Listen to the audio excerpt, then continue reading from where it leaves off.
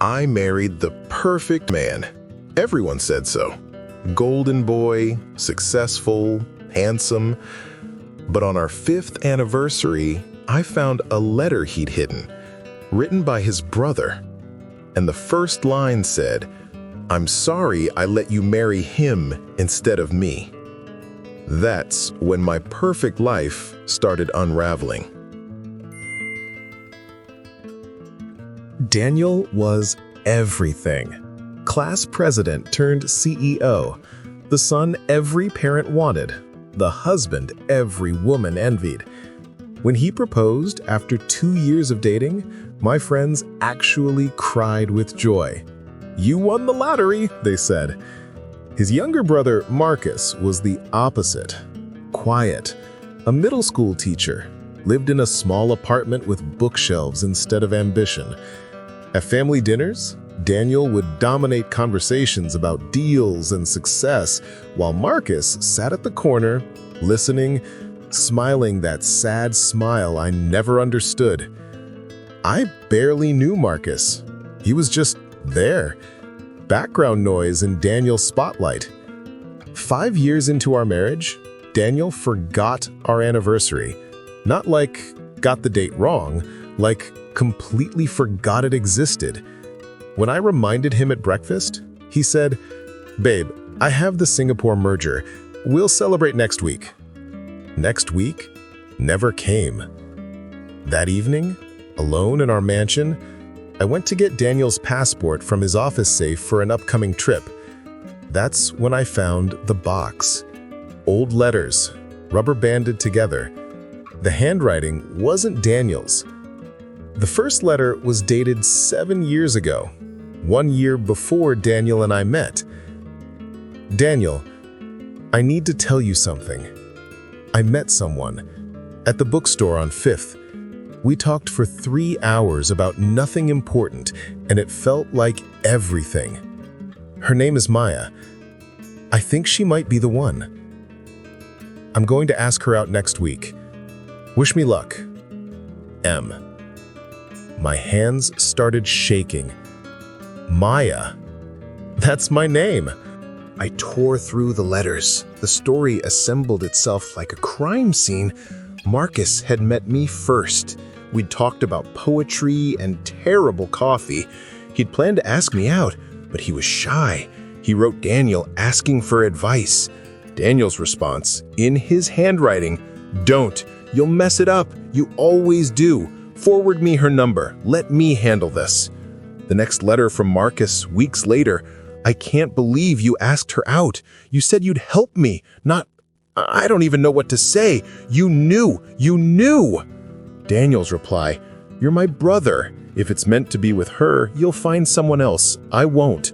I need her more. For the image, for the business dinners. Mom and Dad agree. You'll understand someday." There were more. Years of them. Marcus apologizing for being upset. Marcus convincing himself it was better this way.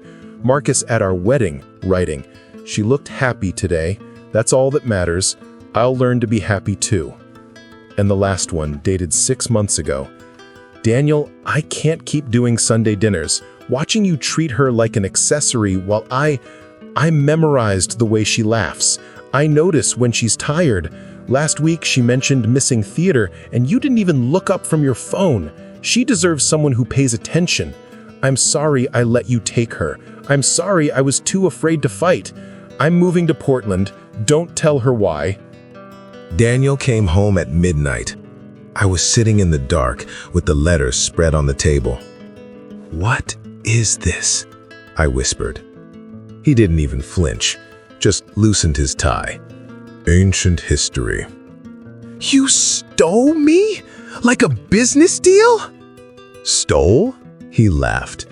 "Maya, be realistic. Marcus is a teacher who reads poetry. What kind of life would you have had? I gave you everything. He met me first. And he was too weak to act. I saw an opportunity. That's what winners do." He poured scotch. "You're upset now, but look around. This house, your car, your life. You really think you'd be happier in some cramped apartment grading papers? I filed for divorce the next day. Not because I suddenly loved Marcus, I barely knew him, but because I realized I'd spent 5 years as a trophy in Daniel's collection, and I'd been too dazzled by the shine to notice. I found Marcus's Portland address, drove 12 hours. When he opened the door, his face went pale. "I'm not here to start something," I said. "I just needed you to know I read the letters. All of them." He looked devastated. "Maya, I never wanted—" "I know, but I need to ask you something. That day in the bookstore, what did we talk about?" He smiled that sad smile. "You said your favorite poem was Neruda's I Do Not Love You. You said it was about loving someone so deeply it becomes quiet, not fireworks, just inevitable, like breathing." I'd forgotten I'd said that. Daniel never once asked me about my favorite anything. Here's what nobody tells you. Sometimes the wrong person gives you the right life, and it takes years to realize you've been living in a beautiful prison. We're taught to measure love by what it provides: security, status, comfort. But real love isn't about what someone can give you. It's about who sees you when everyone else is just looking.